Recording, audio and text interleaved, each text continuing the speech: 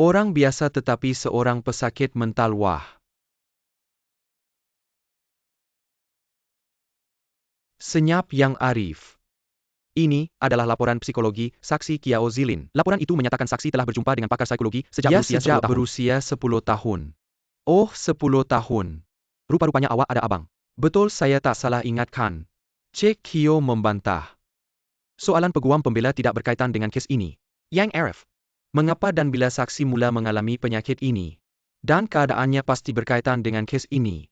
Bantahan ditolak tetapi peguam pembela. Awak perlu cepat-cepat masuk ke perkara utama. Terima kasih Yang Arif. Mengapa saksi mengalami penyakit mental ini? Kerana saksi pada usia 9 tahun. Dia melihat abangnya dihanyutkan ombak besar. Dan dia sendiri berdiri di tepi pantai tanpa boleh berbuat apa-apa. Kematian seseorang yang sangat dekat. Dia telah berjumpa dengan pakar psikologi selama lebih dari 10 tahun. Dan pada masa kejadian, saksi sekali lagi melihat sendiri saudaranya ditembak. Dan dia sendiri sekali lagi mengalami rangsangan yang cukup untuk membuatnya mengalami gangguan mental. Keadaan mental dan pemikiran saksi pada masa ITU telah berada dalam keadaan yang sangat kacau. Yang Arif, saya mempunyai alasan untuk meragui. Saksi tidak mempunyai keupayaan kognitif yang mencukupi untuk memahami keseluruhan proses kejadian. Awak langsung tidak dapat membezakan siapa sebenarnya yang menembak. Dan siapa yang cuba menghalang pembunuh untuk menembak lagi. Betul kan? Dan pada masa yang sama awak melihat bapa saudara awak ditembak. Sama seperti dahulu. Awak melihat abang awak dihanyutkan ombak. Awak rasa bersalah, awak rasa diri awak tidak berguna. Sangat ingin membuat pampasan. Jadi awak langsung tidak dapat melihat siapa yang menembak. Awak hanya ingin cepat-cepat menghukum seseorang. Seolah-olah awak sendiri melakukan sesuatu untuk bapa saudara awak. Untuk membuat hati nurani awak merasa lebih baik. Dan klien saya hanya nasib malang. Dalam pilihan dua orang awak telah memilihnya. Betul bukan? Tidak tahu, jangan tanya lagi. Saya tidak mahu ditanya lagi. Zilin senyap. Tuan Hakim, saya memohon untuk menanggaran perbicaraan buat sementara waktu. Permohonan Tuan diterima. Memandangkan keadaan seksi yang sangat tidak stabil. Saya mengemungkinkan perbicaraan ditanggapan buat sementara waktu. Perbicaraan akan disambung semula kemudian.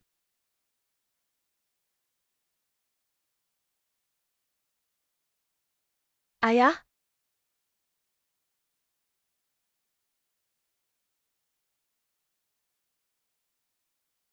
Kumpulan Shenyang sebelum ini telah dikepung oleh polis. Dua daripada ketuanya Seong Yi dan Seong Yong. Semasa melarikan diri daripada kejaran polis telah bertembak dengan polis. Kedua-duanya ditembak mati di tempat kejadian. Aduhai.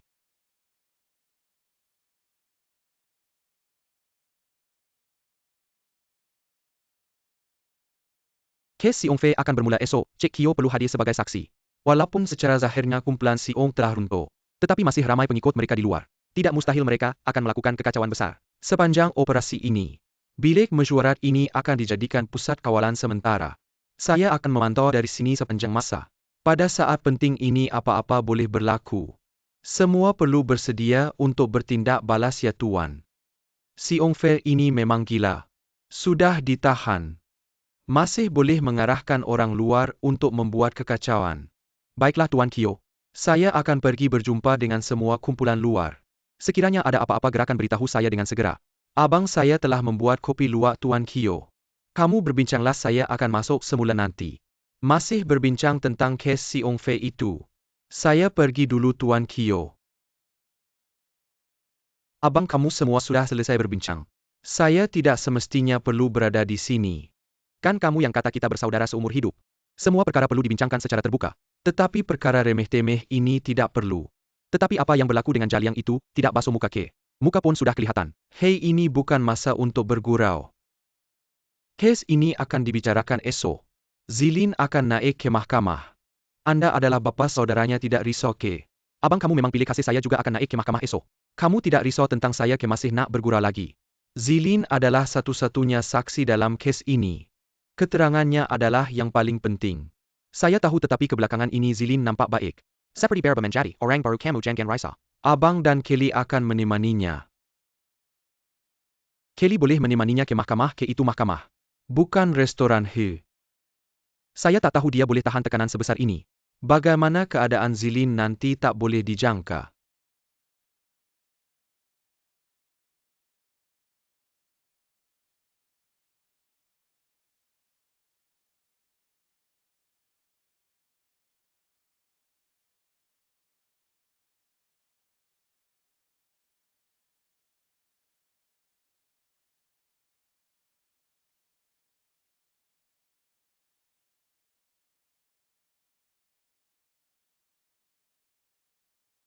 Tuan Kyo, jangan risau, keadaan Zilin stabil.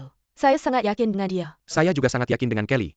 Kalau Kelly kata okey memang okey, abang tak perlu risau. Sama juga saya sangat yakin dengan Zilin. Wilin ni Zilin ke? Ya.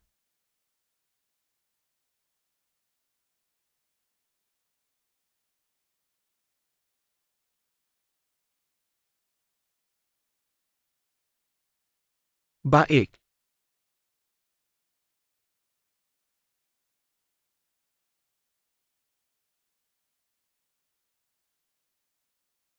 Sila berdiri tertuduh si Ong Fer.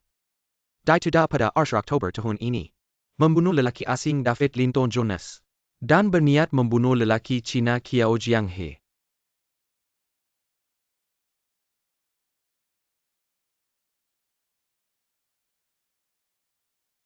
Kemudian kepala saya sangat sakit. Selepas itu saya mungkin pengsan. tak sangka dia seorang lelaki begitu kedekut. Cakap tak sedap terus tembak orang peluke macam tu. Nasib baik nyawa saya keras. Terima kasih Tuan Hakim, saya dah habis. Panggil saksi kes ini Kyo Zilin.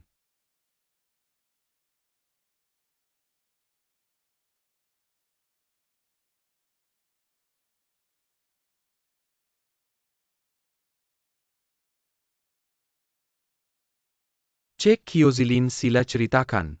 Pada hari kejadian jam 6 petang. Anda berada di mana, buat apa? Hari itu saya habis berlatih muzik di orkestra. Sendiri memandu pulang. Lebih kurang jam 6. Saya sampai di luar pintu pagar rumah saya. Di luar pintu pagar rumah Anda itu tempat kejadian ke? Ya. Cik Kyo, boleh ceritakan apa yang Anda nampak masa itu? Saya nampak Pak Cik saya sangat mabuk. Terhoyong-hayang masuk pintu pagar besi rumah. Kemudian, saya nampak seorang lelaki pegang pistol ikut Pak Cik saya. Lelaki itu tunjuk pistol ke arah Pak Cik saya. Pak Cik yang Anda sebut itu, adakah mangsa kes ini Kiao Jianghe?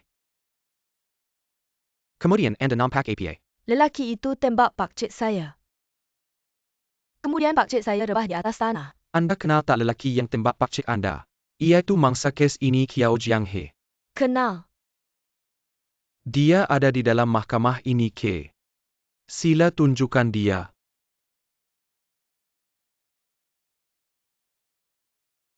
Dia tu.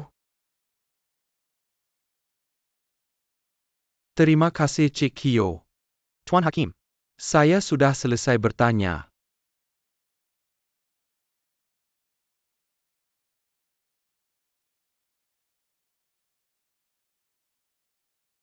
Bagaimana Teddy? Bagaimana penampilan Zilin saat memberikan kesaksian? Sangat baik, dia sangat tenang.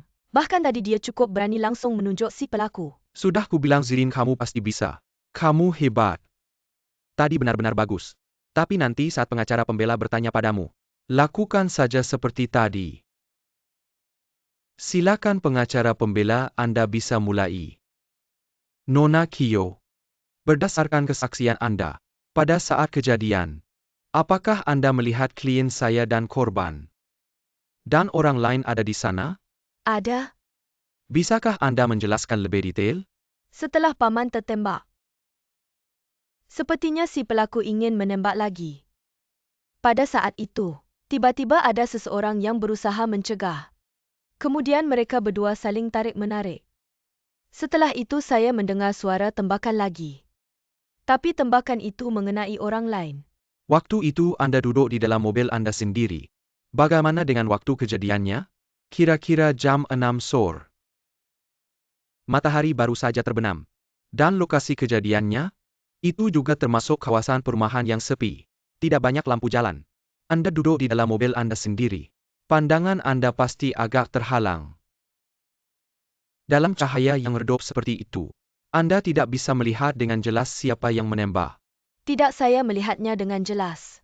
Yang menembak bukan klien saya. Anda salah lihat. Bukan. Yang menembak adalah dia. Dia sebenarnya.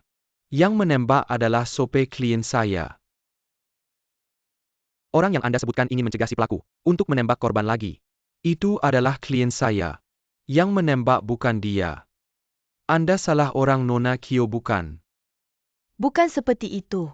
Keberatan. Yang dikatakan pengacara pembela hanyalah spekulasi sepihak. Tiada bukti konkret. Sudah pasti ada bukti. Pernyataan saksi pemandu klien saya dia telah mengaku segala-galanya. Kerana dia sangat marah dia melihat mangsa Kiao Jianghe. Menjelaskan kata-kata mengenai klien saya Zhang Fei. Jadi dia sangat marah. Mengambil pistol dan menembak mangsa. Ada saksi yang masih hidup. Juga ada pernyataan bertulis. Menyokong Yang Arif Hakim. Kesimpulan yang saya buat tadi sememangnya logik. Bantahan tidak sah. Peguam pembela boleh teruskan. Terima kasih Cik Kyo. Anda melihat sendiri bapa saudara Anda ditembak oleh orang lain. Bagaimana perasaan Anda? Saya sangat takut. Sudah tentu. Sesiapa pun pasti takut melihat keadaan ini. Tetapi saksi Anda bukan orang biasa. Anda adalah pesakit mental. Senyap Yang Arif Hakim. Ini adalah laporan psikologi saksi Kyo Zilin. Laporan menyatakan saksi sejak berusia 1 tahun. Telah berjumpa dengan pakar psikologi. Oh, 10 tahun. Rupa-rupanya Anda ada seorang abang. Betul kan saya tak silap? Cik Kyo bantahan. Soalan peguam pembela tidak berkaitan dengan kes ini. Yang Arif Hakim. Mengapa dan bila saksi menghidap penyakit ini? Serta keadaannya sememangnya berkaitan dengan kes ini. Bantahan tidak sah. Tetapi peguam pembela sila cepatkan ke perkara pokok. Terima kasih Yang Arif Hakim. Mengapa saksi menghidap penyakit psikologi ini? Kerana saksi pada usia 9 tahun. Dia melihat sendiri abangnya dihanyutkan ombak besar. Dia berdiri di tepi pantai tetapi tidak berdaya. Kematian orang yang sangat dikasihi. Dia telah berjumpa pakar psikologi lebih 10 tahun. Dan ketika kejadian, saksi sekali lagi melihat sendiri saudaranya ditembak. Dia sendiri sekali lagi mengalami rangsangan yang cukup untuk membuatnya mental breakdown. Hidon mental dan pemikiran saksi ketika ITU. Telah berada dalam keadaan yang sangat kacau. Tuan Hakim, saya mempunyai sebab untuk meragui. Saksi langsung tidak mempunyai keupayaan kognitif yang mencukupi untuk memahami keseluruhan proses kejadian. Awak langsung tidak dapat membezakan. Siapa sebenarnya yang melepaskan tembakan? Dan siapa yang cuba menghalang pembunuh daripada terus menembak? Betul tak? Sekaligus awak melihat bapa saudara awak ditembak. Sama seperti Dahala. Awak melihat abang awak dihanyutkan ombak. Awak rasa bersalah, awak rasa diri awak tidak berguna. Sangat ingin membuat pampasan.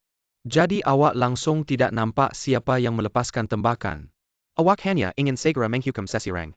Sebagai usaha awak untuk bapa saudara awak. Supaya hati nurani awak berasa lebih baik. Dan klien saya hanya bernasib malang. Dalam pilihan antara dua awak memilihnya. Betul tak? Tak tahu, jangan tanya saya lagi. Jangan tanya saya lagi. Zilin tenang. Tuan Hakim, saya memohon untuk menangguhkan perbicaraan sementara. Mahkamah menerima permohonan awak. Memandangkan keadaan emosi saksi sangat tidak stabil. Mahkamah mengisytiharkan penangguhan sementara. Perbicaraan akan disambung semula kemudian.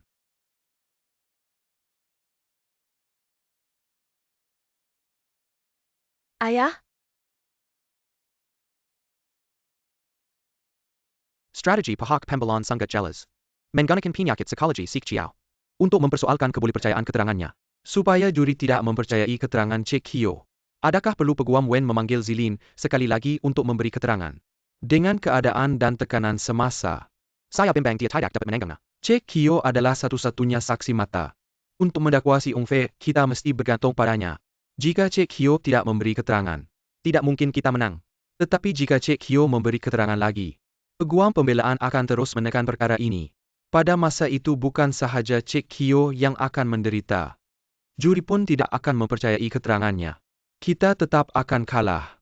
Saya adalah doktor psikologi Zilin. Saya boleh menyediakan laporan penilaian psikologi terkini Zilin. Membuktikan keadaan psikologinya benar-benar stabil sebelum kejadian. Penilaian psikologi sememangnya penting. Tetapi yang paling penting adalah prestasi saksi di mahkamah esok. Betul, sekarang bagaimana keadaan Cik Kyo? Secara luaran tiada apa-apa, semalam dia balik terus tidur. Sejak malam tadi sehingga sekarang belum keluar dari bilik. Jangan risau Encik Kyo, selagi kami memberikan Zilin ruang yang cukup, dia pasti akan cepat tenang. Walaupun kami tidak memberinya tekanan. Dia sendiri akan memberi tekanan pada dirinya. Nanti kala di mahkamah dia terlalu menekan diri. Saya takut dia akan runtuh. Encik Kyo, Anda perlu faham Anda adalah sokongan rohani Zilin. Jadi Anda tidak boleh gementar. Sebab kegelisahan Anda akan mempengaruhi dia.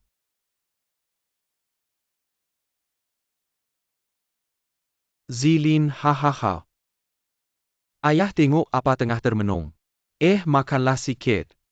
Saya tak lapar kakun kata awak sepanjang hari tak makan. Makanlah sikit.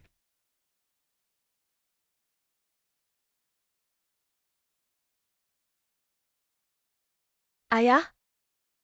Saya tahu ayah risau saya tak boleh hadapi mahkamah esok. Tapi ayah jangan risau, saya sudah bersedia mental. Tidak akan seperti semalam. Ayah yakin 100% pada awak. Saya tahu awak pasti boleh. Sudahlah. Saya tak ganggu ayah baca buku. Tapi jangan baca sampai terlalu lewat. Hekem.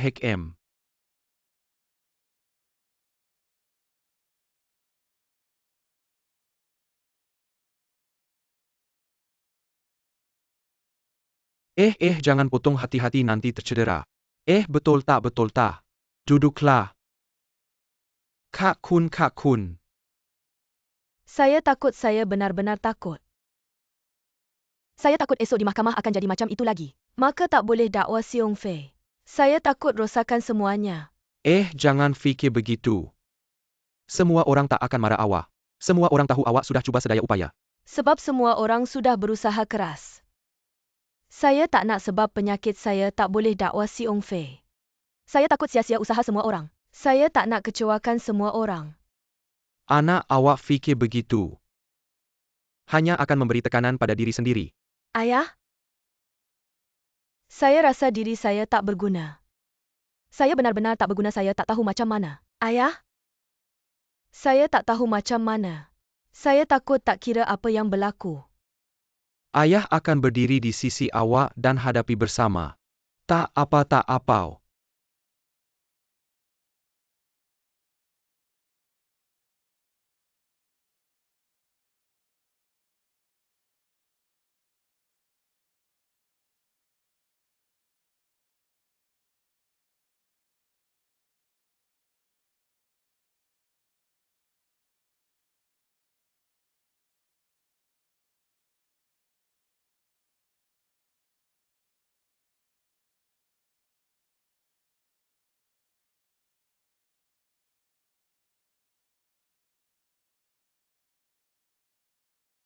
Fikir kau pandai main alat muzik.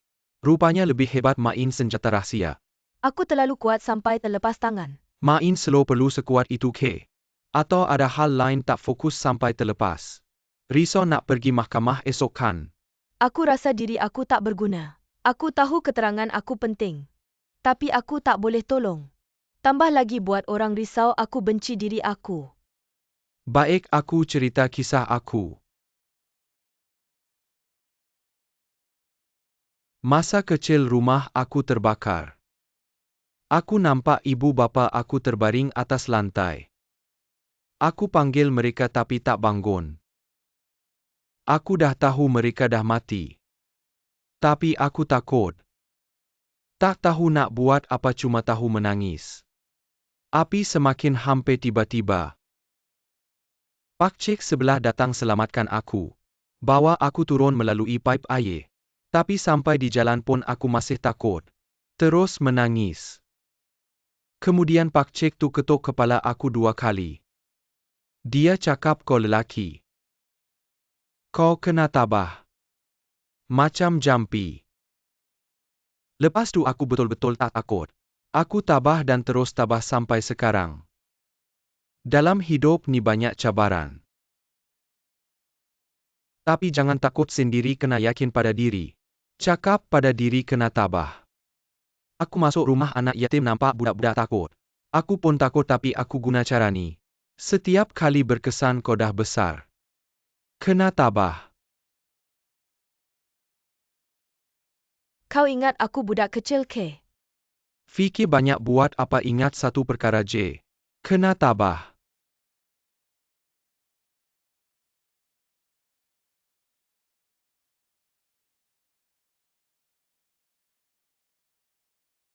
Masuk Liu Se cari aku ada hal ke? Wei Chen, hari ni Cik Kyo kali terakhir bagi keterangan di mahkamah. Semua dah siap ke? Dah siap. Botai dan kawan-kawan dah bersedia nak pergi, aku pun akan ke sana nanti. Ada masalah ke macam ni? Encik Kyo rasa setiap kali Cik Kyo dalam bahaya, kau boleh lindungi dia. Dia rasa bila kau ada dekat Cik Kyo, boleh bagi Cik Kyo rasa selamat. Jadi hari ini Cik Kyo terus bagi keterangan di mahkamah. Encik Kyo berharap Anda boleh berada di dalam mahkamah. Dia berpendapat ini dapat menenangkan perasaan si Chiao. Membolehkannya memberi keterangan dengan tenang.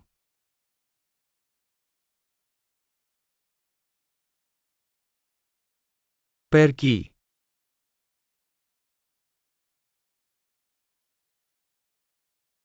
Tuan Hakim. Saya ingin sebelum seksi memberi keterangan sekali lagi. Kepada Tuan Hakim dan para juri. Menjmakakan satu laporan kajian yang diterbitkan oleh Persatuan Psikologi Berwibawa Dunia. Pada awal tahun ini. Dan laporan ini menunjukkan. Dalam masyarakat moden 1 daripada 5 orang dewasa mengalami masalah psikologi pada tahap yang berbeza-beza. Maksudnya, masalah psikologi adalah sangat biasa dalam masyarakat. Sama seperti selesema. Selagi mendapat rawatan yang sesuai, adalah boleh pulih sepenuhnya. Tuan Hakim izinkan saya mengemukakan satu lagi laporan. Laporan ini adalah tentang saksi Cik Kyo Zilin. Dalam beberapa tahun yang lalu, ditulis oleh doktor psikologinya. Kandungannya menunjukkan, selepas mendapat rawatan yang sesuai Cik Kyo, telepula sepinana dari masalah psikologinya oleh ITU. Pihak pembela mempersoalkan sama ada seksi dipengaruhi oleh masalah psikologi dalam membuat keputusan. Hanya andaian pihak pembela. Sama sekali tidak bertepatan dengan fakta. Laporan ini memberitahu kita, Cik Kyo mempunyai keupayaan membuat keputusan dan kognitif yang normal. Adalah seorang saksi yang sangat boleh dipercayai. Cik Kyo, Anda kelihatan sihat hari ini. Laporan ini menunjukkan bahawa masalah psikologi Anda adalah kesan selepas trauma. Apabila masalah psikologi Anda berlaku, Anda sangat takut pergi ke tempat yang ramai orang. Malah sangat dekat berinteraksi dengan orang yang tidak dikenali. Kerana ini akan membuatkan Anda berasa tertekan. Betul. Tuan Hakim membantah soalan peguam pembela. Kerana laporan menunjukkan saksi telah pulih sepenuhnya. Tuan Hakim pihak pembela hanya ingin mengesahkan. Saksi mempunyai keupayaan membuat keputusan dan kognitif yang normal. Memastikan klien saya mendapat perbicaraan yang adil dan saksama. Bantahan tidak berasas. Saksi sila jawab soalan. Terima kasih.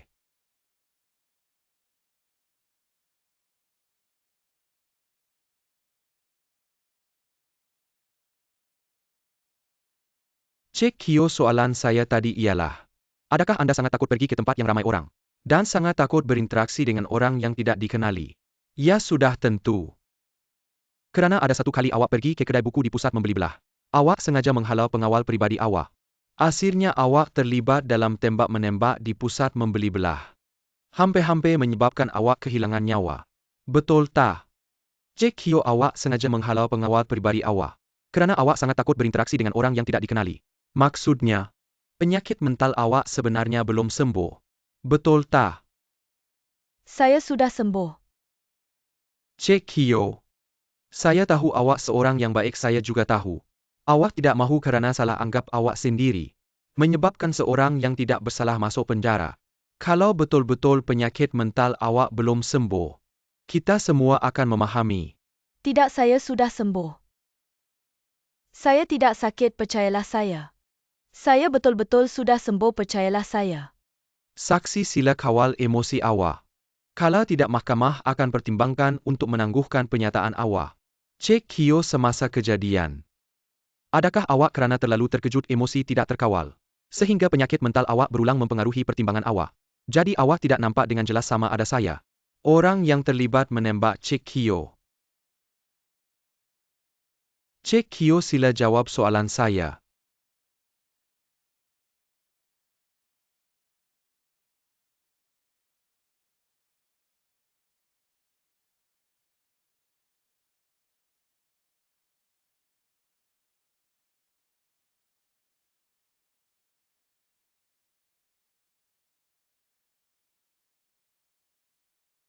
Cik Kyo, sila jawab soalan saya.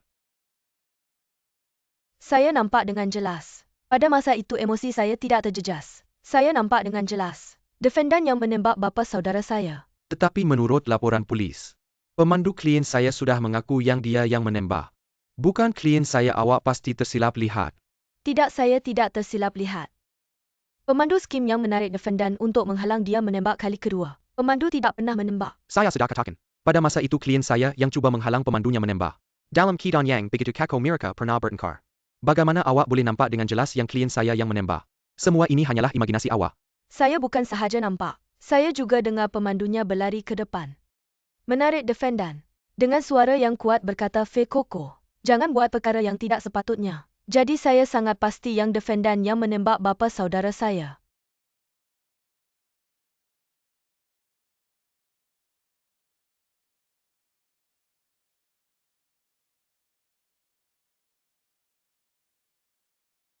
Setelah perbincangan juri kami bersetuju untuk memutuskan. Si Ong Fei didapati bersalah atas tuduhan pembunuhan dan pembunuhan tidak sengaja.